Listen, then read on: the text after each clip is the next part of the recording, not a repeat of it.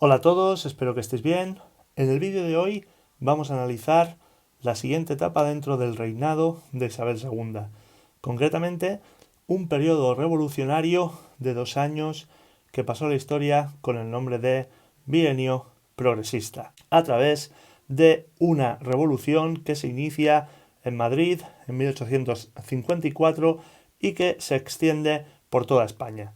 El origen de esta revolución es un alzamiento organizado, ojo, por los progresistas y los demócratas. Bueno, esto no debe sorprender demasiado, pero también incluye a sectores dentro del moderantismo que obviamente están en franco desacuerdo con la deriva que está tomando el moderantismo. En la ciudad de Vicálvaro se produce además un pronunciamiento militar liderado por O'Donnell. O'Donnell es un liberal moderado que va a acabar fundando un nuevo partido, la llamada Unión Liberal, un partido a medio camino entre las ideas progresistas y las ideas moderadas. Su objetivo era convertirse, digamos, en un partido de centro, un partido sin ideología propia, pero que cogía ideas de ambas facciones dentro del liberalismo. Los sublevados, los soldados, los militares sublevados, lanzan con O'Donnell a la cabeza un manifiesto que pasó a la historia como el manifiesto de Manzanares. ¿Qué es el manifiesto de Manzanares? Bueno, son un conjunto de demandas. ¿Qué se pide? Pues se pide que la Constitución de 1845, esa Constitución plenamente conservadora, plenamente moderada, plenamente doctrinaria, quedara derogada. Piden una reforma de la ley electoral para que deje de ser tan sumamente restrictiva. También exigen la reducción de impuestos. Recordad que venimos de una etapa, de un momento en el cual se ha tratado de iniciar una reforma de la Hacienda a partir de la ley Mont-Santillán. Además, exigen que se restaure la milicia nacional. Recordad que la Constitución de 1845 deroga, elimina, suprime la milicia nacional. La primera consecuencia del manifiesto de Manzanares es una reacción que podríamos definir como de carácter social y también de carácter militar. Es decir, civiles y militares se sublevan en la mayoría de las grandes ciudades. Bueno, esto es un toque de atención para la reina.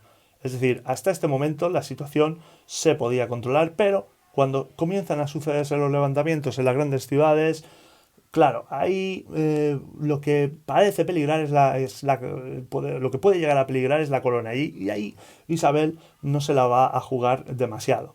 Y la situación exige una reacción por parte de la corona, por parte de la reina, y la reacción, oh sorpresa, de Isabel es recuperar a un viejo conocido a un viejo conocido de la casa, a un viejo conocido de la corona, que es Baldomero Espartero.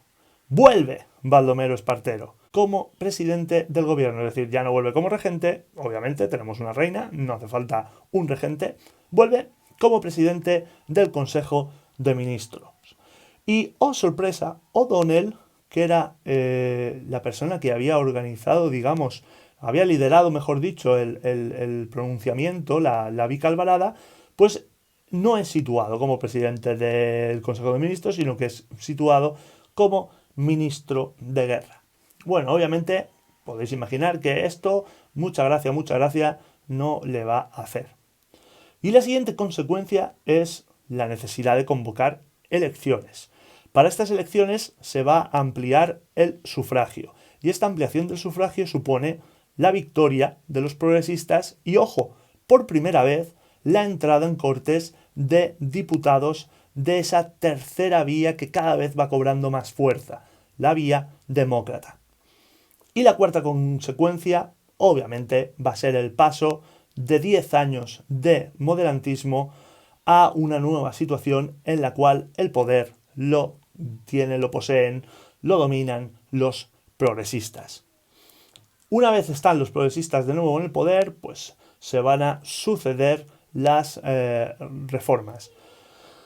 volvemos a una situación en la cual la milicia nacional vuelve a estar restaurada, se vuelve una situación en la cual el poder municipal, el poder local, digamos, deja de estar controlado por el poder central y las ciudades volverán a elegir a sus alcaldes de manera directa.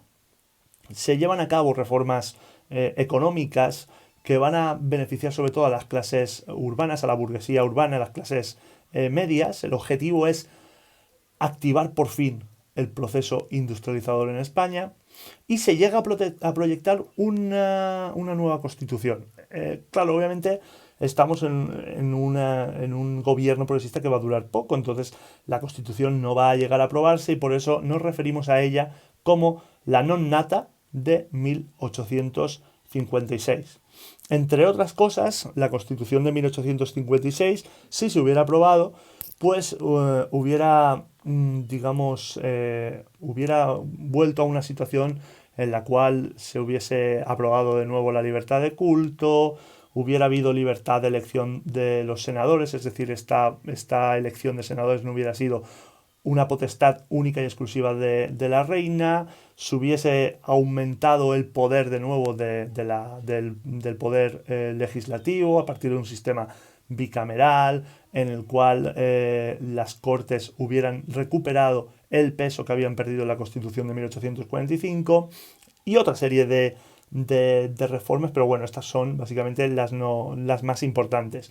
Claro, como es una constitución que no llegó a aprobarse, pues no entró en vigor. Vamos a ver cosas que sí que entraron en vigor, acciones dentro del bienio que sí que podemos considerar importantes. En primer lugar, hay una nueva desamortización. La desamortización planteada por Madoz en el año 1855. Ya hemos visto la desamortización de Mendizábal, sus causas, su desarrollo y consecuencias. Ahora vamos a ver un nuevo proceso desamortizador. En este caso, la desamortización no afecta solo a los bienes de la Iglesia y las órdenes religiosas, sino que se amplía a los bienes del Estado, los bienes de los ayuntamientos, de las instituciones benéficas e incluso de las órdenes militares. Es decir, que en principio afecta a más cuerpos dentro del Estado. ¿Cuál era el objetivo de la desamortización de Madoz? ¿Cuál era su objetivo? Pues básicamente conseguir recursos para una hacienda que venimos hablando de ello todo el siglo, pues está muy mermada, está en una situación pues muy cercana, en muchas ocasiones ha estado en una situación muy cercana a la bancarrota, no ha logrado la situación de la hacienda recuperarse nunca y el objetivo es un poco pues, conseguir recursos para la hacienda pública. ¿Cómo? Pues impulsando la modernización económica. Esto es importante porque no se trata únicamente de conseguir ingresos para sobrevivir básicamente la situación presente y ya está. Y lograr, por ejemplo, como en el caso de la desamortización de Mendizábal, que uno de los objetivos era que los bancos europeos volvieran a confiar en España como acreedor. No se trata ahora de eso. Ahora se trata de impulsar la modernización económica a partir de un proceso desamortizador. Obviamente, esta idea pues va a tener consecuencias, ¿de acuerdo? El proceso desamortizador que inicia Madoz pues va a resultar un instrumento jurídico muy eficaz, sobre todo para la burguesía, que como estamos viendo se está convirtiendo poco a poco en la clase social emergente. Además, la venta pública en subasta de los bienes contribuyó a la concentración de la propiedad. Pero bueno, esto en teoría, porque la realidad fue que quienes adquirieron las tierras fueron en su inmensa mayoría los grandes propietarios, es decir, básicamente los mismos que la tenían. Ocurre lo mismo que con la desamortización de Mendizábal. Es decir, se intenta, digamos, acabar con la gran propiedad, pero realmente no se consigue. Y luego hay una serie de errores dentro de este proceso desamortizador que al final lo pagan los mismos de siempre, que son los menos privilegiados, porque se incluía los bienes comunales de los municipios entre aquellos que se podían expropiar. Pero claro, estos bienes comunales que están ahí desde la Edad Media, pues muchas veces eran el único instrumento que tenían los no privilegiados para sobrevivir, porque eran zonas comunales que la gente del campo pues aprovechaba para cultivar y para su autoconsumo. Claro, si esos bienes desaparecen, dejan de ser comunales, pues esas tierras que podían aprovechar los campesinos, pues para su propia supervivencia, pues las pierden. Entonces, bueno, sí, básicamente se logra acumular el doble de dinero que en la desamortización anterior. Parte de ese dinero se destina a amortizar la deuda pública y la otra se va a destinar a la inversión. ¿Inversión en qué? Pues en el desarrollo de una red de ferrocarriles, muy relacionada con la ley de desamortización de Madoz. ¿Qué pretende la ley general de ferrocarril? Pues pretende que el ferrocarril se convierta en la pieza clave dentro del crecimiento industrial de España.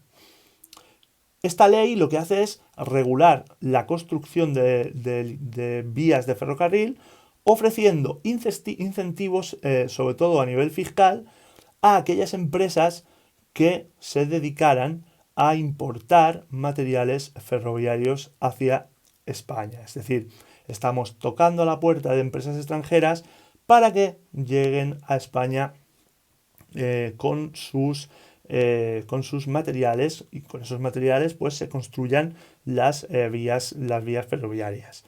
Se van a crear 3 grandes empresas, ¿de acuerdo? 3 grandes empresas relacionadas con el ferrocarril, lo cual ya nos está indicando que el ferrocarril se va a convertir en un auténtico boom, sobre todo a nivel económico. Es decir, en poco tiempo toda la economía del país va a comenzar a girar en torno a la construcción de kilómetros y kilómetros de vías de ferrocarril. Al final, el capital extranjero va a comenzar a llegar a España, la tecnología y el material, pero ojo, material extranjero, tecnología extranjero, capital extranjero. En 10 años sí se logran construir aproximadamente 4.000 kilómetros de vías, pero esta política ferroviaria va a traer, en realidad, va a suponer un estímulo para la industria siderúrgica nacional. En realidad no, porque si todo el material y todo el capital están llegando desde el extranjero, esto no está estimulando a la industria siderúrgica del país. ¿De acuerdo? Además, la poca participación que tuvo el capital español en la construcción del ferrocarril tendió a desviarse no hacia la inversión, sino hacia la compra de tierras que se habían sacado a la venta en las desamortizaciones. Y bueno, ¿por qué fracasa el bienio? Básicamente porque no soluciona el problema de fondo que hay en España, es decir, no soluciona la crisis de subsistencia que viven las clases no privilegiadas. Además, en Cataluña la situación es muchísimo más grave porque se está juntando con momentos de malas cosechas, de subidas de precios. Esto lleva a parte de las clases populares a desarrollar procesos de huelgas en los cuales se van a pedir la reducción de impuestos, la abolición de las quintas. Las quintas son el servicio militar obligatorio de la época. Se pide la mejora de salarios y la reducción de la jornada laboral. Esto en las ciudades y sobre todo en Cataluña. En el campo también hay revueltas y hay motines populares. Las clases conservadoras temen perder su posición económica y social. Entre los progresistas aparecen también discrepancias, sobre todo entre la visión más moderada dentro del progresismo y, podríamos decir, la más radical. Y a pesar de que los progresistas intentan darle la vuelta a la situación para contentar a los no privilegiados, por ejemplo, desarrollan un proyecto de ley de trabajo que permite por primera vez en España la asociación de obreros. Este es el germen del movimiento obrero en España.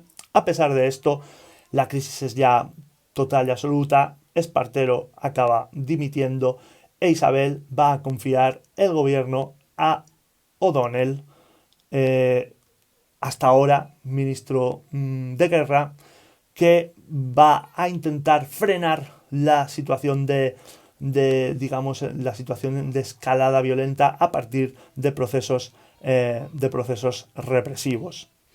Y bueno, esto ha sido todo. Un saludo.